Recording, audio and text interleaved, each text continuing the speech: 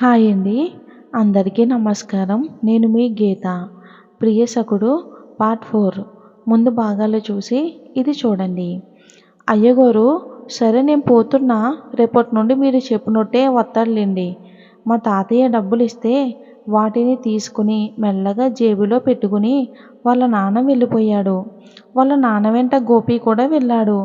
తర్వాత రోజు అందరం స్కూల్కి వెళ్ళాం. ఈరోజు రోజుటికన్నా ముందే స్కూల్కి వెళ్ళాం. ఈరోజు మేమే అందరికన్నా ముందు అనుకున్నాం. వెళ్ళిన తర్వాత తెలిసింది నా ఊహ ఎంత తప్పో. ఎందుకంటే మేము వెళ్ళేసరికి స్కూల్లోని తన పనులు తను చేస్తూ గోపి స్కూల్ తాళాలు తీయటం, గదులు శుభ్రం చేయటం, గంట కొట్టడం, ప్రార్థన చేయించడం, ఈ పనులు వరుసగా చేసుకుంటూ పోతున్నాడు. నేనేమో అందరికన్నా మేమే ముందొచ్చామని అనుకున్నాం. ఇప్పటిదాకా 9 తరగతులు చదివినా నేను ఏ రోజు కూడా ఇంత తొందరగా స్కూల్కి వెళ్ళింది లేదు. ఈ గోపి ఏంటి, నిద్ర కూడా పోడా? స్కూల్ పనులన్నీ అన్నీ తనే చేస్తున్నాడు. టీచర్స్ కూడా అరే గోపి, ఇదిగో ఇలా రా, ఆ పని చేయి, ఈ పని చేయి అంటూ పిలుస్తున్నారు. ఇంటి దగ్గర స్కూల్లో ఎలా చేస్తున్నాడు? నాకు ఎక్కువగా వినబడే పేరు కూడా గోపినే. ఇన్ని పనులు చేస్తూ పోని చదవడా అనుకుంటే మా క్లాస్లో ఫస్ట్ కూడా తనే. ఆ దేవుడు గోపికి ఇంత ఓపిక ఎలా ఇచ్చాడో అనిపిస్తుంది. అందరితో ఎంతో మర్యాదగా మాట్లాడతాడు. ఎప్పుడూ చలాకీగా ఉంటాడు. అందుకే గోపి అంటే అందరికీ అభిమానం కూడా.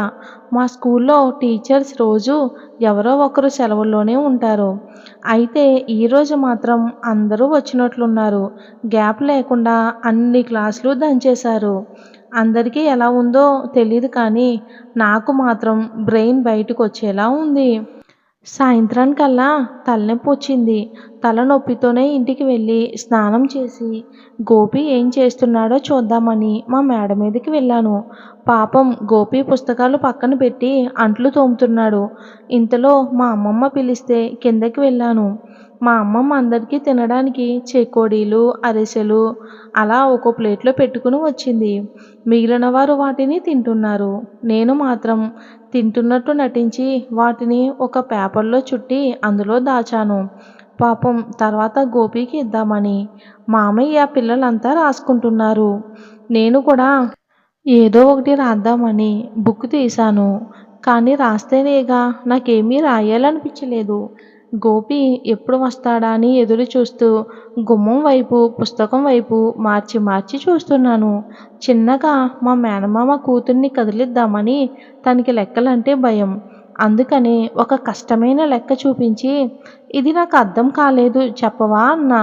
తను ఆ లెక్కను చూసి బిత్తర చూపులు చూస్తూ నానమ్మ, ఈ రోజు నుంచి గోపి అన్న వస్తాడని తాతయ్య చెప్పాడుగా, మరి కానీ ఇంకా రాలేదేంటి అని అడిగింది.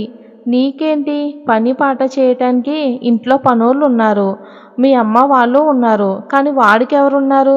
వాడు ఆడపని మగ పని అన్నీ చేసుకుని రావద్దా అని అంది. రే కొండయ్య, పోయి ఆ గోపిని ఒకసారి రమ్మను పోరా అంటూ చెప్తూ ఉంది. ఇంతలో గోపి నీటిగా స్నానం చేసి తల నున్నగా దువ్వుకుని చేతిలో పుస్తకాలతో వచ్చాడు.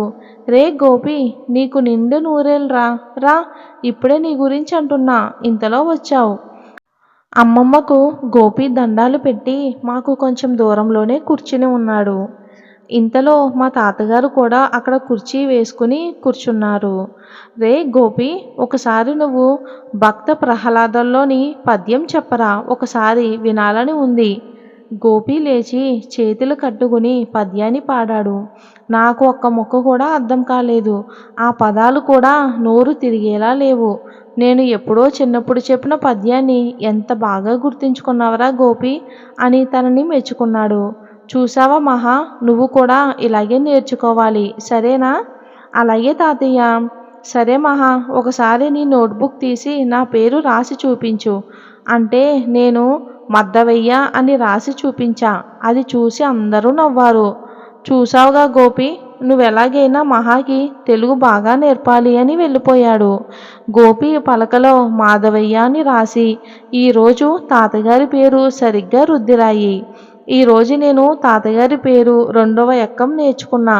గోపి ఇంటికి వెళ్ళేటప్పుడు కాగితం పొట్లం ఇచ్చాను. ఇక్కడ నాతో కలిసి మొత్తం 6 పిల్లలమయ్యాము. మా పెద్ద మామయ్య పిల్లలు 3, రమ్య, శుభ, అవిలు. మా చిన్న మామయ్య 2 పిల్లలు, సాహితి, ఆర్య. నాతో కలిసి మొత్తం 6 మేమంతా అమ్మమ్మతో పాటు రోజు మేడ మీదే పడుకుంటాం. అందరం కాసేపు ముచ్చట్లు చెప్పుకుని కానీ పడుకోము. అందరూ నిద్రపోతున్నారు. నేను మాత్రం లేచి గోపి వాళ్ళ ఇంటివైపు చూస్తున్నాను, తనేం చేస్తున్నాడా అని. తను చిన్న బుడ్డి పెట్టుకుని చదువుకుంటున్నాడు.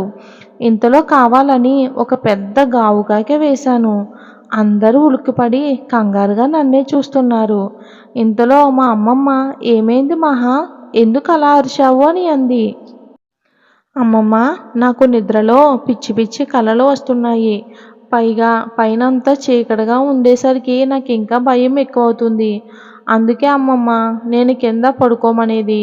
నువ్వేమో నన్ను వదిలి ఉండవు. ఈరోజు ఎలాగోలాగా పడుకో, రేపు లైటు బిగించమని తాతయ్య గారికి చెప్తాను అని అంది. మా అమ్మమ్మ ఆ మాట అనేసరికి నేను సంతోషంగా హాయిగా నిద్రపోయాను. ఉదయాన్నే లేచి శుభ్రంగా స్నానం చేసి అందరం చదువుకోవటానికి కూర్చున్నాం. గోపి వచ్చి నా చేత ఇంగ్లీష్, హిందీ పలికించాడు. కొంచెం సేపు ఆ పదాలు పలికి కొంచెం సేపటి తర్వాత స్కూల్కి వెళ్ళాము. స్కూల్కి వెళ్ళి ఇంటికి వచ్చేసరికి మా తాతయ్య ఇంటి మేడ మీద లైట్ బిగిస్తున్నాడు. నాకు చాలా సంతోషం వేసింది. లైట్ బిగించిన రోజు నుండి మేడ మీద చదువుకోవటం మొదలుపెట్టాము. లైట్ కొంచెం అటు తిప్పితే గోపి వాళ్ళ ఇంటి ముందు కూడా పడుతుంది. ఇప్పుడు గోపి హ్యాపీగా చదువుకుంటున్నాడు. ఒకరోజు మా తాతగారు ఏదో లెటర్ చదువుతున్నారు. తాతయ్య నన్ను పిలుస్తున్నాడు అని రమ్య చెప్పడంతో తాతయ్య గదికి వెళ్ళాను. నేను తాతయ్య గదిలోకి వెళ్ళటం ఇదే మొదటిసారి. తాతయ్య లెటర్ నా చేతిలో పెట్టి చదవమన్నాడు. తాతయ్య ఒక్కసారిగా అలా అనేసరికి నాకు చాలా భయం వేసింది. ఒళ్ళంతా చెమటలు పెట్టాయి. తాతయ్య, ఈ లెటర్ నేను బయటికి వెళ్ళి చదువుతాను అని అంటూ బయటికి వచ్చాను. వచ్చిన తర్వాత చదవటానికి ప్రయత్నించాను, కానీ కొన్ని పదాలు చదవటం రాక వదిలేశాను. ఇంతలో రమ్య కనిపించడంతో, రమ్య, నీకు తెలుగు బాగా చదవడం వచ్చా అని అడిగాను. గోపి అన్న తర్వాత నేనే కదా స్కూల్లో బాగా చదివేది. అవునా, అయితే ఒకసారి ఈ లెటర్ని చదువు అని తను చదవటం మొదలుపెట్టింది. ఈ లెటర్ నేమ్ మీ నాన్నగారు రాశారు. అవునా, అయితే తర్వాత కూడా చదువు, ఏం రాశారో అని అంది. ఉత్తరంలో, పూజ్యులైన మామగారికి నమస్కారాలు. ఇక్కడ మేమంతా క్షేమం. అక్కడ మీరు ఎలా ఉన్నారు? అక్కడ పరిస్థితులకు అలవాటయ్యిందా మహా? సరిగ్గా అన్నం తింటుందా? అక్కడైతే వాళ్ళ అమ్మ కలిపి నోట్లో పెడితేనే కానీ సరిగ్గా తిందు. అక్కడ ఎలా ఉందో అని ఇక్కడ అందరూ మదన పడుతున్నారు. ముఖ్యంగా వాళ్ళమ్మ. తనకి అక్కడ ఎలా ఉందో తెలీదు, కానీ మేం మాత్రం మహా మీద చాలా బెంగ పెట్టుకున్నాం. మాట్లాడదామంటే మీ ఇంట్లో టెలిఫోన్ లేదాయే. తనని చదువు పేరుతో ఎక్కువ ఒత్తిడికి గురి చెయ్యొద్దు. తను కడుపు నిండా అంతో ఇంతో తింటే చాలు. అక్కడికి వచ్చిన మహా మార్పులను వివరంగా ఉత్తరం రాయగలరు. వీలుంటే తనతో రాయించగలరు. మేము ఎవరైనా రావాలంటే తనని చూసి మా వెంట తీసుకురాకుండా ఉండలేము. మమ్మల్ని చూసిన మహా పరిస్థితి కూడా అదే. త్వరగా ఈ ఉత్తరాన్ని తనకి అందిస్తారని ఆశిస్తున్నాను. మీ అల్లుడు గారు. రమ్య, ఎలాగో నువ్వే చదివేశావు కాబట్టి నువ్వే నా తరపున బదులు పంపించవా అని అడిగింది మహా. ప్లీజ్ అన్నా. అమ్మో, నా వల్ల కాదు. కావాలంటే సాయంత్రం గోపి ఇంటికి వస్తాడుగా, అప్పుడు తనతోటి నువ్వే రాపించుకో. ఇప్పుడు నన్ను విసిగించకు. రమ్య, నేను అసలు గోపితో మాట్లాడింది లేదు. అయినా కూడా నాకు తెలియదు మహా, నేను రాయను. కానీ ఒకటి మాత్రం నిజం, మామయ్య నీకు పరీక్ష పెడుతున్నట్టు ఉంది. నువ్వు సరిగ్గా రాయకపోతే నిన్ను ఖచ్చితంగా ఊరికి తీసుకుని వెళ్ళిపోతారు.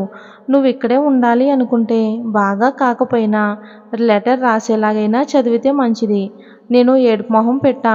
తను కంగారు పడి, సరే సరే, నేను గోపి అన్నతో మాట్లాడతానని అంది. రమ్య అలా అనేసరికి నిజంగా నాకు ప్రాణం లేచి వచ్చినట్లు అయ్యింది. ఇక్కడైతే నాకు చాలా బాగుంది. ఆడుకోవటానికి రమ్య, శుభ, ఆర్య, సాహితి అందరూ ఉన్నారు. రోజు రాత్రిపూట కథలు చెప్పటానికి అమ్మమ్మ కూడా ఉంది. ముఖ్యంగా గోపి. సాయంత్రం గోపి వస్తే రమ్య గోపితో విషయం చెప్పింది. మహాలక్ష్మి 1-2 వారాలలో నీతో ఉత్తరం రాసేలా చేస్తా అని అన్నాడు గోపి. నువ్వేమీ దిగులు పడొద్దని చెప్పాడు. మరి వచ్చే భాగంలో ఏం జరిగిందో తెలుసుకుందాం. మీకు ఈ స్టోరీ నచ్చితే దయచేసి ఒక లైక్ చేసి మన ఛానల్ని సబ్స్క్రైబ్ చేసుకోండి. Thanks for watching.